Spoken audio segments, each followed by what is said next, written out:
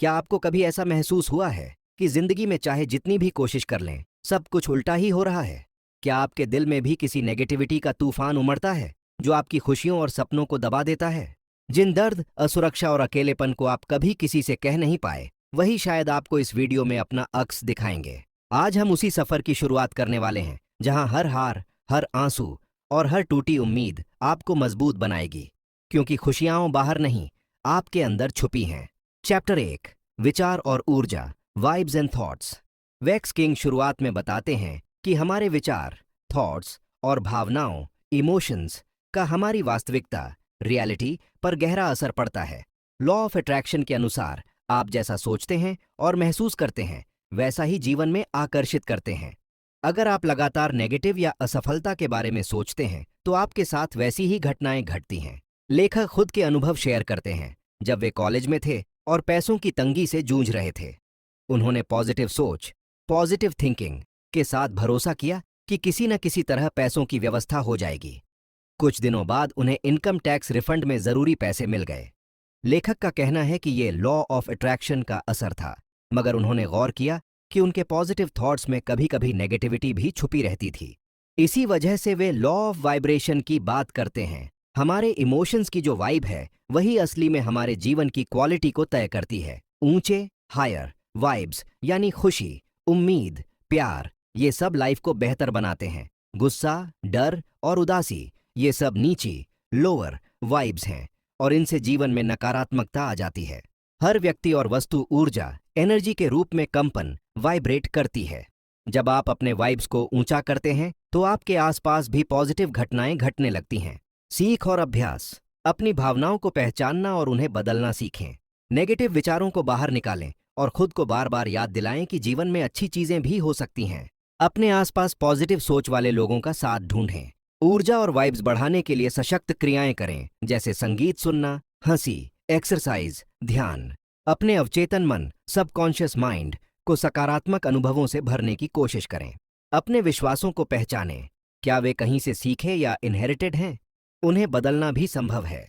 अगर आपको ये वीडियो पसंद आया हो तो वीडियो को लाइक जरूर करें, ताकि हम और भी ऐसे पॉजिटिव और मोटिवेशनल कंटेंट ला सकें। हमारे साथ जुड़ने के लिए चैनल को अभी सब्सक्राइब करें और बेल आइकन दबाएं, ताकि आप हर नई वीडियो का अपडेट सबसे पहले पा सकें। चैप्टर 2, पॉजिटिव थिंकिंग और आत्म प्रेम, positive thinking and self love. वैक्स किंग आत्म प्रेम और सकारात्मक सोच की महत्ता बताते हैं।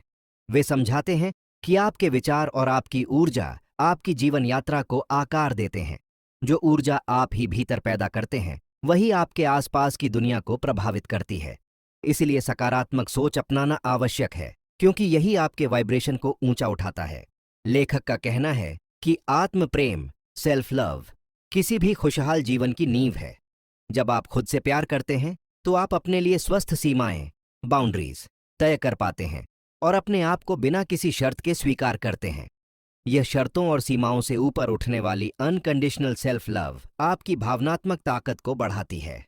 लेखक इसी वजह से आत्म देखभाल, सेल्फ केयर को जीवन में प्राथमिकता देने का सुझाव देते हैं। सकारात्मक सोच के गुण, ध्यान केंद्रित करना, फोकस। अपने विचारों को सकारात्मक और रचनात्मक दिशा में केंद्रित करें। लगातार नकारात्मकताओं और असफलताओं पर सोचने से आपके जीवन में वही समस्याएं बढ़ेंगी। कृतज्ञता की प्रथा, प्रैक्टिस ग्रैटिट्यूड। रोजाना आभार व्यक्त करने से आपकी मानसिकता अच्छी होती है और आप और अधिक सकारात्मक महसूस करते हैं। कृतज्ञता आपके मन को खुशहाल बनाती है और ऊर्जा स्तर को बढ़ाती है। ध्यान और जागरूकता, माइंडफुलनेस एंड अवेयरनेस। वर्तमान पल में रहना सीखें। विगत की गलतियों या भविष्य की चिंताओं में खोए बिना आप अपने जीवन की खुशियों पर ध्यान केंद्रित कर पाएंगे। स्वस्थ संबंध और सीमाएं। वैक्स किंग बताते हैं कि आपके रिश्तों में जो ऊर्जा होती है, वह आपकी अपनी ऊर्जा का प्रतिबिंब होती है। सकारात्मक और सहायक लोगों का साथ आपको ऊंचा उठाता है, लेकिन विषैले, टॉक्सिक व्यक्ति आपकी ऊर्जा को नष्ट कर सकते हैं। इसीलिए अपने मन की शांति के लिए इन संबंधों से दूरी बनाना जरूरी है। सीमाएं बनाना आत्मसम्मान की निशानी है और आपको मानसिक शांति देता है। भावनाओं और खुद को स्वीकारना। लेखक भावनात्मक जागरूकता की भी बात करते हैं। वे कहते हैं कि अपनी कमजोरियों और गलतियों को स्वीकार करना और स्वयं के प्रति दयालु होना आपकी आत्मा की चंगाई के लिए जरूरी है। मैं अपने आप में पर्याप्त हूँ जैसे मंत्र का उच्चारण करके आप अपने आत्मसम्मान को बढ़ा सकते हैं। स्वयं को माफ करना और आत्मनिर्दोष बनना आपको भावनात्मक बोझ से मुक्त करता है। व्यवहार और शरीर की भाषा। पॉजिटिव सोच के साथ साथ अपने व्यवहार और बॉडी लैंग्वेज को सुधारना भी जरूरी है। लेखक बताते हैं कि जब आप खुलकर मुस्कुराते हैं और आत्मविश्वास से भरे होते हैं तो यह आपके मन को भी सकारात्मक बनाता है। बाहरी भावनाएं भी आपके अंदर की मानसिक स्थिति को प्रभावित करती है, इसलिए अपने बाहरी व्यवहार द्वारा अपने अंदर की ऊर्जा को ऊंचा उठाना सीखें। व्यावहारिक उपाय और आदतें। रोजाना अपनी उपलब्धियों को याद करें और उनको सेलिब्रेट करें, चाहे वे छोटी ही क्यों न हो। इससे आत्मविश्वास बढ़ता है। ध्यान और गहरी सांस लेने की प्रैक्टिस से तनाव कम करें और मन को शांत करें। स्वास्थ्यवर्धक आहार और व्यायाम से अपनी ऊर्जा के स्तर को बनाए रखें। स्वयं के लिए समय निकालें और अपनी पसंद के काम करें जो आपको खुशी दें। वैक्स किंग आगे बताते हैं कि ये आदतें और मानसिक बदलाव मिलकर आपके जीवन में स्थायी खुशी और संतुलन लेकर आते हैं। आत्म प्रेम और सकारात्मक ऊर्जा से ही जीवन की असली खुशियां संभव हैं। चैप्टर 3, दोषारोपण खेल से बाहर निकलें। Blame game. अक्सर हम अपनी परेशानियों और नकारात्मक अनुभवों के लिए दूसरों को दोष देते हैं। जब कोई हमारे व्यवहार से आहत होता है तो हम उसे समझाने और अपने बचाव में उतर जाते हैं, यह मानकर कि हमारी बात सही है और वह गलत समझ रहा है। लेकिन असल में दूसरों की भावनाएं उनकी अपनी हैं और हमें यह स्वीकार करना चाहिए कि किसी की भावनाओं को गलत ठहराना हमारा अधिकार नहीं है। लेखक बताते हैं कि दोषारोपण, ब्लेमिंग की मानसिकता हमें विकास से रोकती है। ये हमें अपनी जिम्मेदारी लेने से बेदरा करती है। हम जब यह मान लेते हैं कि हमारी समस्याओं की वजह दूसरे हैं तो हम खुद को सुधारने और बदलने का अवसर खो देते हैं। इसलिए सबसे पहले हमें अपनी भावनाओं और प्रतिक्रियाओं की जिम्मेदारी लेनी चाहिए। अपनी भावनाओं की जिम्मेदारी लेना, यह जानना जरूरी है कि हम अपनी भावनाओं के मालिक हैं, चाहे बाहरी परिस्थितियां कैसी भी हों। जब हम भावनात्मक रूप से जागरूक होते हैं तो हम यह समझ पाते हैं कि अधिकतर समय हमारे मन की प्रतिक्रियाएं हमारी सोच और हमारे इनर बिलीफ्स से उत्पन्न होती हैं, न कि पूरी तरह से परिस्थिति से। दूसरों के प्रति अपना गुस्सा या निराशा व्यक्त करने से पहले हमें सोचना चाहिए कि क्या हम सच में दोष देना चाहते हैं या हम बस अपने दर्द को बाहर निकाल रहे हैं। स्वयं की जड़ों की पहचान। लेखक ये भी बताते हैं कि हमारे सोचने के तरीके और विश्वास, बिलीफ्स, हमारे मन के अवचेतन सबकॉन्शियस हिस्से में गहरे जड़ें जमा लेते हैं, जो हमारे व्यवहार और दृष्टिकोण को प्रभावित करते हैं। ये विश्वास हमें कभी कभी सीमित भी करते हैं और नकारात्मकता फैलाने में मदद करते हैं। इसलिए जरूरी है कि हम अपने उन बिलीव्स को जानें और समझें जो हमें पीछे खींचते हैं और उन्हें बदलने का प्रयास करें। माइंडसेट परिवर्तन के उपाय। अपने अंदर के छोटे छोटे डर, असुरक्षा, गुस्सा और पछतावे को स्वीकार करें, लेकिन उन्हें अपने ऊपर हावी न होने दें। नकारात्मक सोच को चुनौती दें और इसके बजाय अपने भीतर सकारात्मक ऊर्जा भरने की कोशिश करें। अपने भीतर सकारात्मक सीड्स, बीज बोएं। यह बीज हैं अच्छे विचार और भावनाएं, जो धीरे धीरे आपके अवचेतन मन में उगकर आपके जीवन को बेहतर बनाएंगे। अपनी पुरानी आदतों और सोच को पहचानें जिन्हें बदलना आवश्यक हो और नए सकारात्मक व्यवहार अपनाएं। कठिनाइयों को विकास का माध्यम बनाएं। वैक्स किंग यह भी बताते हैं कि जीवन की चुनौतियां और मुश्किलें अक्सर दर्द देती हैं, परंतु वही हमें मजबूत बनाती हैं। हम जिन परिस्थितियों का सामना करते हैं उनमें हम चाहे जितना भी कठिनाइयों को दोष दें, उनमें छुपा दंडनीय सबक हमारे लिए अनमोल होता है। वह सलाह देते हैं कि जब भी कोई दुखद या बुरा अनुभव हो तो इसे नकारात्मक न देखकर उसमें छुपे शिक्षा और अवसर को समझें। इस सोच से आपकी वाइब्रेशन ऊंची होती है और आप सकारात्मक ऊर्जा आकर्षित करते हैं। अभ्यास और एफर्मेशंस। रोज अपने शरीर और मन को यह विश्वास दिलाएं कि मैं अपने जीवन की जिम्मेदारी खुद लेती हूं। खुद को क्षमा करें और दूसरों को माफ करना सीखें। जीवन की हर घटना से सीख निकालें और इसे अपने विकास का हिस्सा बनाएं। कठिन परिस्थितियों में भी आभार और उम्मीद बनाए रखें। चैप्टर 4, भावनात्मक बुद्धिमत्ता यानी इमोशनल इंटेलिजेंस (EI) को रोजमर्रा की जिंदगी में कैसे जिंदा किया जाए ताकि जीवन के हर क्षेत्र में सकारात्मक वाइब्स बनाए रखें। लेखक का तात्पर्य यह है कि सिर्फ सकारात्मक सोचना काफी नहीं, उसे व्यवहारिक, सामाजिक और निजी स्तर पर दृढ़ता के साथ लागू करना चाहिए। EI वह कौशल है जो हमें अपनी भावनाओं को समझना, उन्हें नियंत्रित करना और दूसरों के साथ असरदार तरीके से संवाद करना सिखाता है। नीचे दिए गए 5 मुख्य पिलर्स इस अध्याय की रीढ़ बनते हैं: self awareness, self regulation, empathy, social skills और रेजिलियंस। साथ ही चैप्टर 4 में प्रैक्टिकल रूटीन्स और कॉमन मिथ्स पर भी बात की जाती है ताकि पाठक इन्हें अपने जीवन में आसानी से उतार सकें। सेल्फ अवेयरनेस, भावनात्मक जागरूकता। भावनाओं की वास्तविक पहचान ईआई का पहला कदम है। ये समझना कि अभी कौन सी भावना चल रही है, वह किस स्थिति में उथल पुथल मचा रही है और उससे जुड़ी शारीरिक प्रतिक्रियाएं क्या हैं। मानसिक क्लैरिटी बढ़ाने के लिए लेखक रोजमर्रा के छोटे छोटे जर्नलिंग अभ्यास की सिफारिश करते हैं। स्थिति, महसूस हुई भावना, शरीर में महसूस हुए संकेत और प्रतिक्रिया की संभावित दिशा। यह प्रक्रिया यह स्पष्ट करती है कि कौन से बिलीफ सिस्टम या पास्ट मेमोरीज इस वक्त इमोशंस को प्रभावित कर रहे हैं। प्रैक्टिकल टिप, हर दिन 5-10 मिनट का भावनात्मक चेक इन करें। एक सरल प्रश्न पत्र बनाएं। आज कौन सी इमोशन डोमिनेंट है, क्यों, शरीर के कौन कौन से संकेत हैं। इससे सेल्फ अवेयरनेस की स्थिति मजबूत होती है। Self regulation, आत्मनियमन। ईआई का दूसरा पायदान भावनाओं पर नियंत्रण नहीं, बल्कि उनके प्रभाव पर नियंत्रण है। इम्पल्सिव रिएक्शंस अक्सर तात्कालिक उत्तेजना के कारण होती हैं। इनसे दीर्घकालिक नुकसान हो सकता है। लेखक स्टॉप फ्रेमवर्क जैसे तकनीकों की सलाह देते हैं। Situation, thoughts, options, proceed. इसका लक्ष्य निर्णय लेने से पहले प्रतिक्रिया को रोकना है ताकि तर्कसंगत मिलजुल कर समाधान निकल सके। टेक्निक्स, स्टॉप, एक क्षण रुकना, स्थिति और प्रतिक्रियाओं को देखना, विकल्पों को तौलना, फिर प्रोसीड। डिफ्यूजन और ब्रीथिंग टेक्निक्स जैसे 4-7-8 से आक्रामकता घटती है और मानसिक नियंत्रण मजबूत होता है। प्रैक्टिकल इम्पैक्ट, वर्कप्लेसेस, घर और रिश्तों में शांत, स्पष्ट और असरदार निर्णय लिए जा सकते हैं। एम्पैथी, सहानुभूति। ईआई के 4th पिलर में सहानुभूति दूसरे लोगों के भावनात्मक स्टाडों को पढ़ना और रिस्पॉन्ड करना सिखाती है। Active assertion, I understand you feel because जैसे फ्रेजेस से संवाद सुरक्षित और समझदार बनता है। यह न सिर्फ बातें सुनना है, बल्कि सामने वाले की स्थिति में खुद को रखकर उनके अनुभव का सम्मान दिखाना है। कैसे करें? एक्टिव लिसनिंग, बिना बजाय बोले नैरेटिव को मिरर करें। संकेत पढ़ना, चेहरे के भाव, आवाज की टोन, बॉडी लैंग्वेज, इन पर ध्यान दें और उसी अनुसार रिस्पॉन्सेज दें। फायदा, रिश्तों में गहराई, कम मिसअंडरस्टैंडिंग्स और टीम वर्क में सहजता आती है। सोशल स्किल्स, सामाजिक कौशल, भावनात्मक बुद्धिमत्ता के इस भाग का लाभ स्पष्ट और सम्मानपूर्ण संवाद, बाउंड्री सेटिंग और संघर्ष समझौता में होता है। क्लियर कम्युनिकेशन के नियम, आई स्टेटमेंट्स का इस्तेमाल, मुद्दा केंद्रित फीडबैक और अन्य की ग्राहणाओं का सम्मान। बाउंड्रीज बनाकर मानसिक स्वास्थ्य और रिश्तों की गुणवत्ता बढ़ती है। सीमाओं के बारे में स्पष्ट, परोसप्रिय बात करें। परिणाम, बेहतर नेगोशिएशन, मजबूत लीडरशिप और healthier interpersonal dynamics. Emotional resilience, भावनात्मक स्थिरता। ईआई के साथ रेजिलियंस जुड़कर जीवन की रफ पैचेस को पार करने की क्षमता बढ़ाती है। रीफ्रेमिंग के जरिए हर चुनौती को सीखने के अवसर के रूप में देखा जाता है। छोटे संभव माइक्रो गोल्स के साथ बड़े लक्ष्य पर टिके रहना आसान होता है।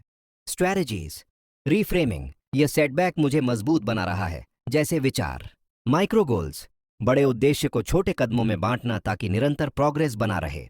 आउटकम, मानसिक स्टैमिना, सतत आस्था और बढ़ती कॉन्फिडेंस। प्रैक्टिस रूटीन्स, दिनचर्या और दैनिक अभ्यास। किताब ईआई को एक दिनचर्या के रूप में अपनाने पर जोर देती है। पूरे दिन छोटे छोटे अभ्यास जैसे माइक्रो चेक इन्स, हर कुछ घंटों में खुद से पूछना कि वर्तमान में कौन सी भावनाएं चल रही हैं और उनका संकेत क्या है। रिफ्लेक्टिव जर्नलिंग, संवाद में क्या सही रहा, क्या सुधारा जा सकता है। ग्रैटिट्यूड एंड माइंडफुलनेस रूटीन्स, आभार व्यक्त करना और वर्तमान क्षण में टिके रहना। इन रूटीन्स से ईशम स्थिरता और कंसिस्टेंसी बनी रहती है, जो ईआई की प्रैक्टिस को मजबूत बनाती है। ऑब्स्टिकल्स एंड मिथ्स, बाधाएं और मिथक। कुछ आम मिथक जिन्हें चैप्टर 4 चुनौती देता है। भावनाओं को दबाने से उन्नति होती है, गलत सोच। सच ये है कि भावनाओं को समझना और उनके साथ काम करना ही असली ताकत है। केवल कठोर बनना चाहिए, यह जस्टिसा नहीं है। सहानुभूति और सेल्फ रेगुलेशन अधिक प्रभावी हैं। वास्तविक बाधाएं, तेज जीवन शैली में भावनात्मक चेक इन कम होना। सोशल मास्किंग, दूसरों को प्रभावित करने के लिए भावनाओं को छिपाना। सांस्कृतिक दबाव जो भावनाओं को व्यक्त करने से रोकता है। रियल वर्ल्ड एप्लीकेशंस, वास्तविक जीवन में ईआई का प्रभाव। रिश्ते, शब्दों के चयन, सुनने की कला और एम्पैथेटिक रिस्पॉन्सेज से संबंध गहरे होते हैं। कार्यस्थल, टीम वर्क, नेतृत्व और ग्राहक सेवा में बेहतर परिणाम मिलते हैं। तनाव कम होता है।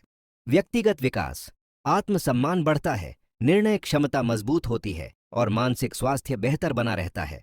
अनेक उदाहरणों के साथ ईआई के ये लाभ किताब के भीतर कई जगह स्पष्ट है और पाठक इन्हें अपने जीवन में उतारकर टेंजिबल इंप्रूवमेंट्स देख सकता है। कंक्लूजन, ईआई को विकसित कैसे करें? भावनात्मक बुद्धिमत्ता एक गतिशील कौशल है। इसकी प्रैक्टिस से हर क्षेत्र में सुधार संभव है। सेल्फ अवेयरनेस से शुरू करके self regulation, empathy, social skills और रेजिलियंस तक की यात्रा तय करनी है। Chapter 5 goal setting and manifestation. लेखक का मानना है कि सकारात्मक सोच और आत्म प्रेम केवल तब तक शक्तिशाली नहीं है जब तक उन्हें स्पष्ट, व्यावहारिक और समयबद्ध कदमों के साथ जोड़ा न जाए। गोल्स की सही ऑब्लिकेशन, विजन और कमिटमेंट ही जीवन के उच्च वाइब्रेशन को बनाए रखने में मदद करते हैं। विजन क्राफ्टिंग, स्पष्ट विजन बनाना। लेखक कहते हैं कि जीवन में जो कुछ भी प्राप्त होता है वह स्पष्ट विजन से शुरू होता है। एक स्पष्ट विजन आपके तात्कालिक और दीर्घकालिक लक्ष्यों को एक पथ पर लाते हैं। विजन को स्पष्ट करने के लिए सवाल उठते हैं। मैं 5 साल में कहाँ होना चाहती हूँ? कौन से मूल्य मेरे निर्णयों को निर्देशित करेंगे? कैसे वो दी ऊर्जाएं अलाइन होंगे? अभ्यास। एक विजन पन्ना बनाएं जिसमें आपके जीवन के सभी क्षेत्रों, स्वास्थ्य, करियर, संबंध, वित्त, आध्यात्मिकता के लिए 3/5 स्पष्ट लक्ष्य हों और प्रत्येक के पीछे एक कारण, वाई, लिखें। स्मार्ट लक्ष्यों में ढालना। Smart framework, specific, measurable, achievable, relevant, time bound पर विश्लेषण करें। लक्ष्य न सिर्फ बड़े लेकिन मापने योग्य और समय सीमित हों ताकि प्रगति को ट्रैक किया जा सके। Practical tips. हर लक्ष्य के लिए एक 90-दिनीय प्लान बनाएं। क्वार्टरली चेक-इन्स रखें ताकि अगर दिशा गलत हो तो उसे तुरंत एडजस्ट किया जा सके। सफलता के लिए छोटे माइलस्टोन्स तय करें ताकि लगातार आत्मविश्वास संभाल बने रहे। एक्शन प्लान और हैबिट साइक्लो। गोल को व्यवहार में बदलने के लिए एक दैनिक एक्शन प्लान जरूरी है। लेखक बताते हैं कि हैबिट को बांधना, रूटीन्स बनाना और अकाउंटेबिलिटी पार्टनर्स रखना सफलता बढ़ाते हैं। Habit tips. Two minute rule. किसी नई आदत को शुरू करने के लिए कम से कम 2 मिनट की शुरुआत करें ताकि मोमेंटम बन सके। Implementation intentions. अगर सिचुएशन X हो तो मैं Y करूंगा जैसे स्पष्ट निष्कर्ष बनाएं। ट्रैकिंग। प्रोग्रेस चार्ट या डियारियों में चिह्नक रखें ताकि मोमेंटम बना रहे। इनर अलाइनमेंट, बिलीव्स और वैल्यूज। लक्ष्य केवल एक्सटर्नल आउटकम्स नहीं हैं, उनके पीछे इंट्रिंसिक बिलीव्स और कोर वैल्यूज का अलाइनमेंट भी जरूरी है। लेखक बताते हैं कि सबकॉन्शियस बिलीव्स कभी कभी एक्सटर्नल गोल्स को पीछे छोड़ देते हैं यदि वे सेल्फ वर्थ और सेफ्टी से जुड़े बिलीफ से टकराते हैं। अलाइनमेंट के उपाय। Values affirmation. दिन में एक बार अपने कोर वैल्यूज को दोहराएं। Belief reframe. मैं यह कर सकती हूँ जैसी सपोर्टिव बिलीव्स को पहचान कर उनमें संशोधन करें। Cognitive restructuring. नकारात्मक थॉट पैटर्न्स को चैलेंज करके उन्हें कंस्ट्रक्टिव थॉट्स में बदलना। Manifestation with responsibility. किताब मैनिफेस्टेशन के सिद्धांतों पर चर्चा करती है मगर साथ ही यह करती है कि मैनिफेस्टेशन केवल विशफुल थिंकिंग नहीं है, इसमें डिसिप्लिन, एक्शन और एथिकल कंसिडरेशंस भी जरूरी हैं। Practical manifestations. Visualisation sessions. प्रतिदिन 5-10 मिनट एनविजन करें कि लक्ष्य सफलतापूर्वक प्राप्त हो गया है, साथ में सेंसरी डिटेल्स जोड़ें। Gratitude for progress. हर छोटे पड़ाव पर आभार व्यक्त करें ताकि वाइब्रेशन ऊंची रहे। Reality check. ऑब्स्टिकल्स का सामना कैसे किया जाए उसका प्लान भी रखें और इटरेट करें। Obstacles and adaptive strategies. Chapter 5 में कॉमन ऑब्स्टिकल्स बताए जाते हैं। Fear of failure, comparison traps, procrastination और एक्सटर्नल सर्कमस्टेंसेस की unpredictability. Adaptive strategies. Fear mapping. Fears को लिखकर उनके सोर्स और पोटेंशियल मिटिगेशन प्लान निकालना। सोशल कंपैरिजन पर रोक। अपने प्रोग्रेस को अपने कल के आधार पर मापना, दूसरों को नहीं।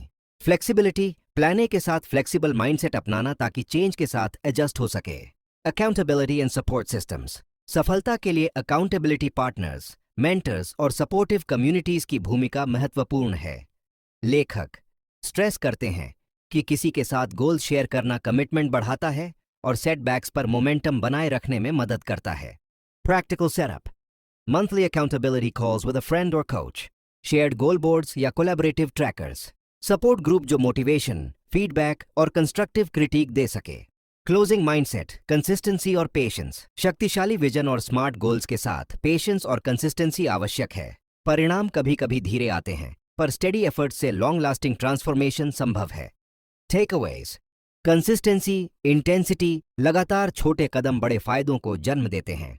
Progress over perfection. Imperfect but progressing रहने का महत्व। भीतर से alignment, beliefs, values and actions का हार्मनी ही वास्तविक सफलता की कुंजी है। विजन और स्मार्ट गोल्स के साथ एक्शन प्लान बनाकर जीवन में दिशा बनती है। इनर बिलीफ्स और कोर वैल्यूज अलाइनमेंट से सस्टेनेबल मोटिवेशन मिलती है। मैनिफेस्टेशन केवल इच्छा नहीं, बल्कि डिसिप्लिन्ड एक्शन, ग्रेटिट्यूड और एथिकल कंसिडरेशंस के साथ जुड़ा होना चाहिए। अकाउंटेबिलिटी और सपोर्टिव नेटवर्क से ग्रोथ एक्सेलरेट होता है।